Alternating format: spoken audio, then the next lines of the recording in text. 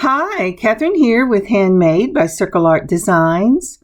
Today on my work table, I am working on a pair of dangle earrings that are matching earrings for the Colors of Joy bracelet that we made last week.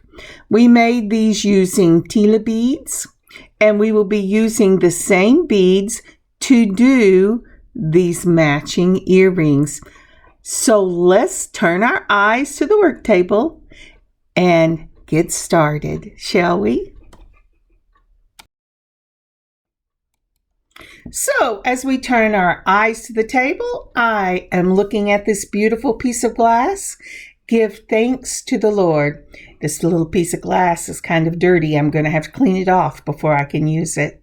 Our lives get like that, you know. They get dirty with the everyday in and out of living.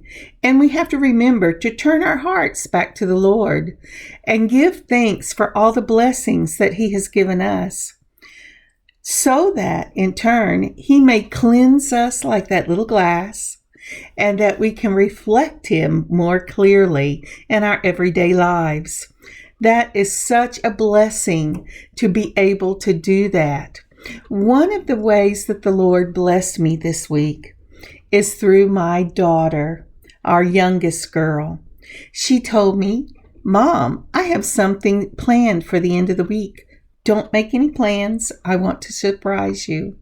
And she did. She took me to an amazing store and then to a restaurant. And it was so much fun, and it was renewing, and it was a beautiful way to start this season of Thanksgiving that will be followed right on its heels by Advent leading to Christmas. So I am thanking God for the blessing of sharing time with my daughter, and of the blessing of being able to come into His presence and allow Him to cleanse my heart and mind, just like I cleaned this glass today. So, what do you have to be thankful for? All right, let's get started. I turned on the lights, I've put down my mat, and now we're going to find the center. Remember, this does not mean that my hands will always remember. There's a pen that says this is the center, but I give it my best shot. Also, I have a little confession. When I filmed this, it was right on the heels of doing the filming for the bracelet that these earrings go with. And my fingernails look awful. They're chipped and they're broken because I've been doing stuff. But that's okay. I still had a great time doing these earrings. So this is the small half Tilas, and this will be then the full Tila beads that I'm using for these earrings. Now, if you have seen the previous one, you know I got these off of Amazon, and they are an antique Tila bead, and I've listed in the other video the shop where I got these, and they are still up, and they are just beautiful. So we'll be using those. Again, we're going to be using this check glass and the topaz. I did get this from Hobby Lobby. It's a 10-0 seed bead, and they're gorgeous. And I'm going to use the 3mm bronze spacer balls. These also came off of Amazon, and they were available last month, but you have to get them in a pack of silver, bronze, copper, and gold. And then I showed you the round rings, but I actually end up using a bigger ring. And these are bronze headpins. They are 2.5 inch, and you cannot go any shorter for these. Then I'm using antique copper for the ear wire, and that is everything that I'm going to use to make these earrings. As I said, they're real quick. They're just real quick to make up, but I've never seen anybody else do them. And I thought, I really love this design. It's quick, it's easy, and it's very classic in its look. So I've put out the topaz 10-0 seed beads and my 3mm spacer balls. Then the half Tilas, and remember this is an antique, the antique Tila beads. They're opaque. They all have kind of an amber that they're made on, and they have a splash, kind of a splat color to them. And then we're also going to be using the full Tilas. Now, if you do not have these, any half and full Tila will work for these earrings. Actually, I guess you could do it in any 2-hole bead, but these are the 2-hole that I have. So now everything is out on the mat and I'm ready to start. One thing with these head pins is you have to straighten them. It doesn't matter how straight they look in the package.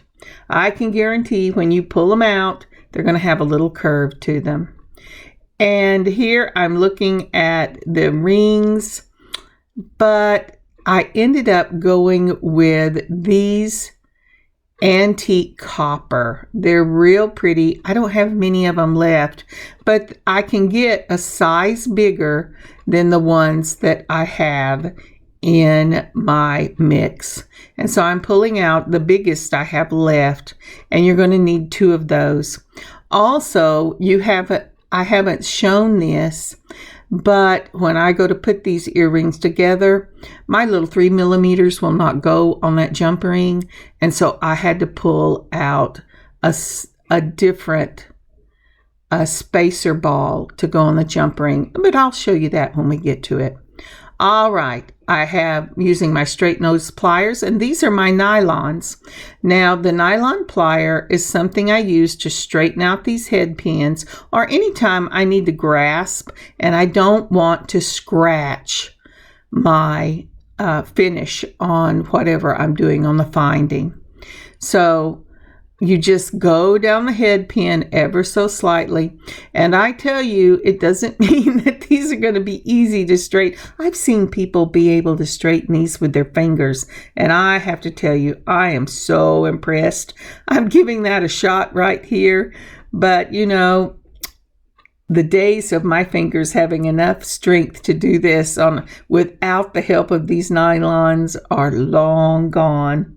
But here we go. We've almost got all of them done. We will need 4 of them. You're going to need 2 head pins for each of your earrings. So let's get these all straightened out and we'll get ready to go.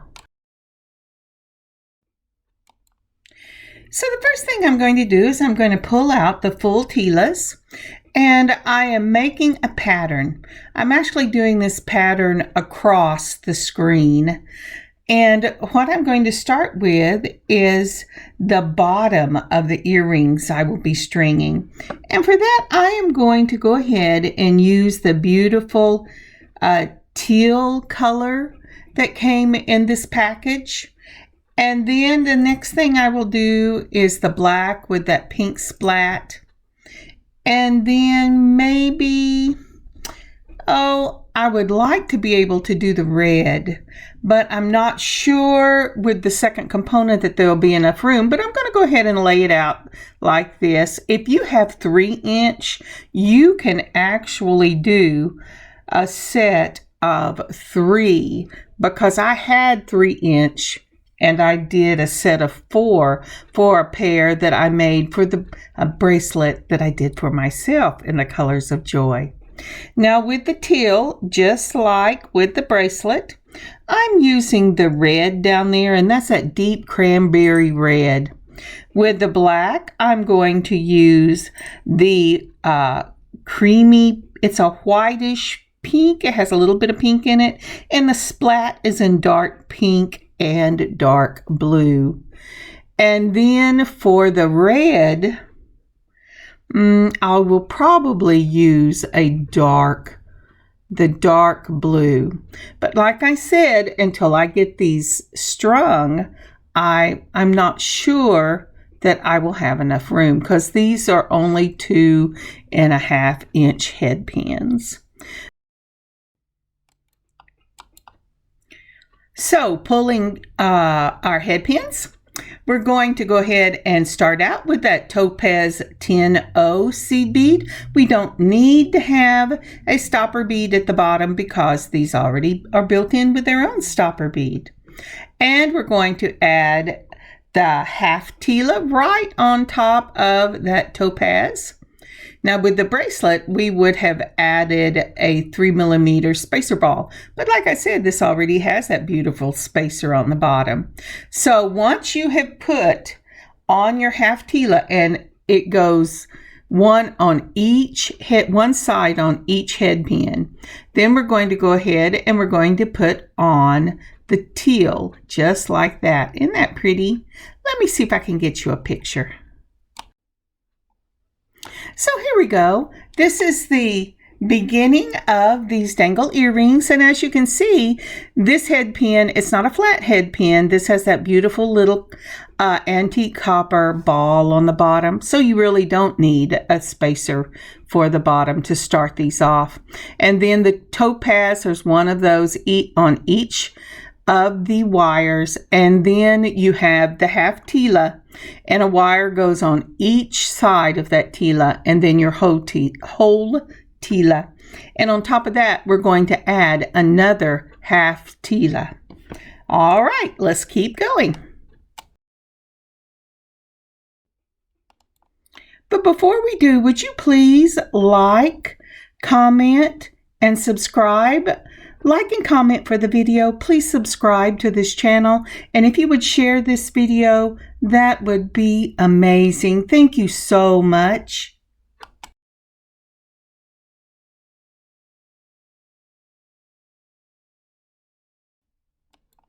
All right, moving on. We have another one of those half Tilas in that dark red cranberry, and I am putting a wire in each of the holes just like that.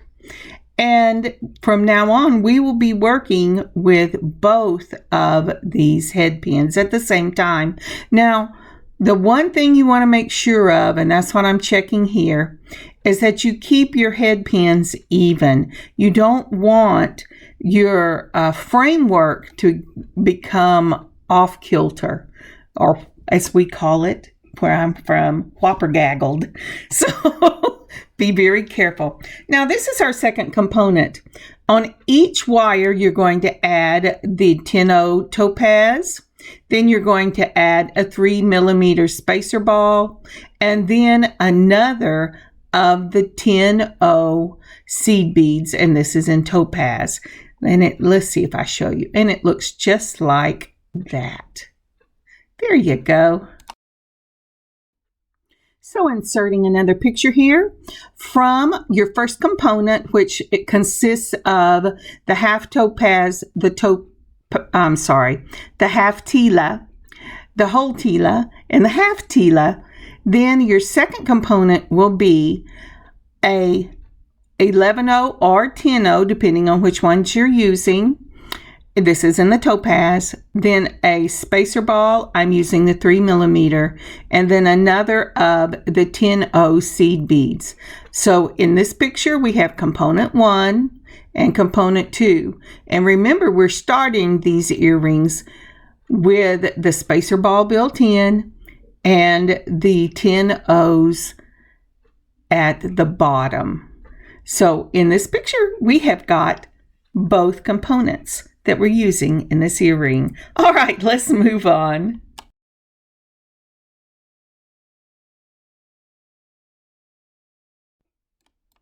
So after we have gotten component 2 finished up, we're going to start component 1. And this time the component will be with these beautiful white with just a slight pink to them in the half Tila. We've got one on each wire. Well, we had one on each wire, but I decided to yank it off because I decided that my frame was becoming twisted. And that is something that you have to be aware of. Make sure you keep your wires perpendicular. Okay, I put on the half Tila. Then I'm putting on the full Tila. And this is in that black with that beautiful pink splat.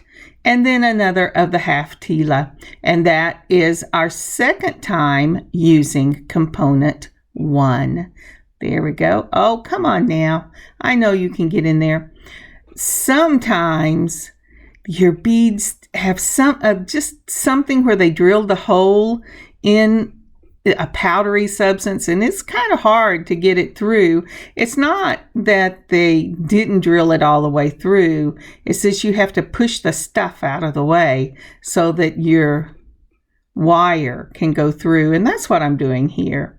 And so now then we have both the teal and the black component 1s on, and we're ready for component 2 again. And component 2 starts out with that 10-0 and the topaz seed bead, and then the 3mm spacer balls.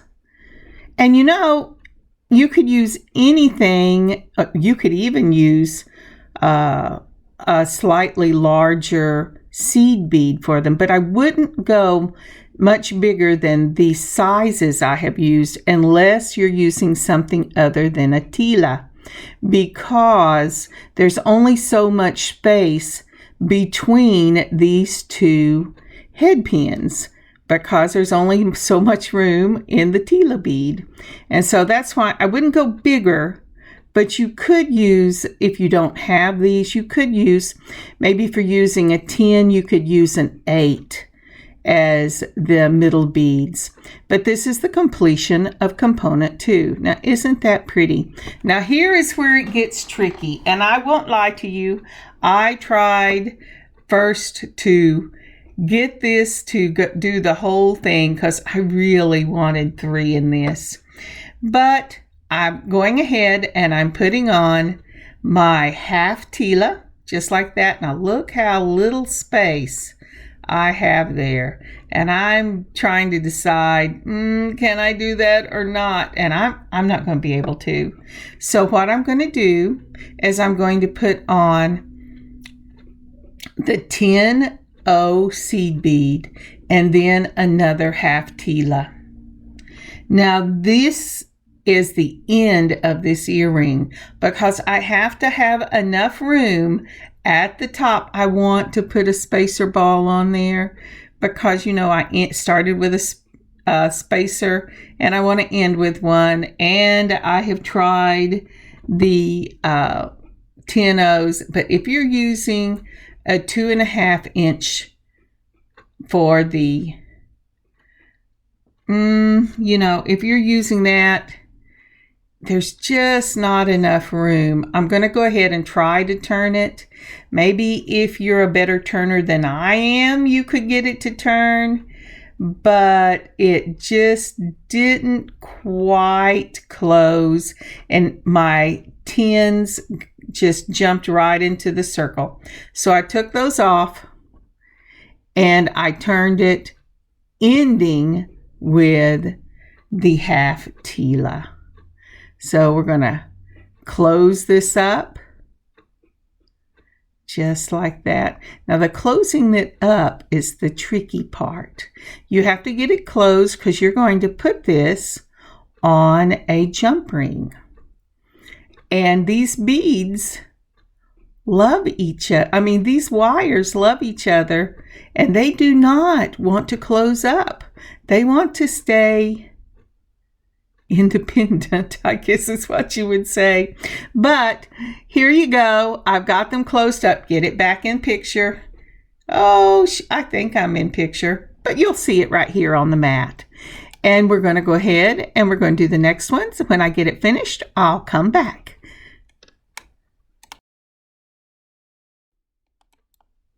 And we are back. Aren't those pretty? Now there are all the components and they are ready for us to finish up these matching earrings, the colors of joy. And I don't know about you, but it makes my heart joyful just looking all these beautiful colors in this earring and using this diverse color mat. It gives you lots of options on how to wear these. These would look beautiful dressed up. They look gorgeous going to church, but they're just as gorgeous with blue jeans. Now then, what I'm showing you here is when you're putting these earrings together, if you want them to face the front, you need the loop on your ear wire and the loop on the dangle to be in the same plane. And then the loop you are attaching to, which is a jump ring here, you want in a different plane. You want it to be facing forward. And so that's what we're doing here. Remember, if you want it to face forward, the loop on the hook and on the dangle have to be in the vertical plane, and the finding you're putting them on needs to be in the horizontal. Okay, if you want it on the side, then it doesn't matter. But if you want it to face front, that is the formula for it. So I'm trying here to get that 3 millimeter on this jump ring. I open the jump ring with a twist of the wrist, and you only twist one side so you don't put strain on that jump ring. And so I brought some copper out, and these are actually just 4 millimeters, but that added millimeter makes a difference. I am holding it with my chain nose pliers. I've put on that 4 millimeter spacer ball. Then I am adding my, oh, come on, Kathryn. Then I am adding my dangle, and then I'm going to put on another of those 4 millimeters. Now, actually, if you like the look of these 4 millimeters a lot, then what you can do is add 1 more or 2 more, depending on the size of your jump ring, and just fill that jump ring up with these, and it looks really cute. Next, you're going to put on your your lobster claw, making sure it's facing the same direction as the front, and close with a twist of 1 wrist.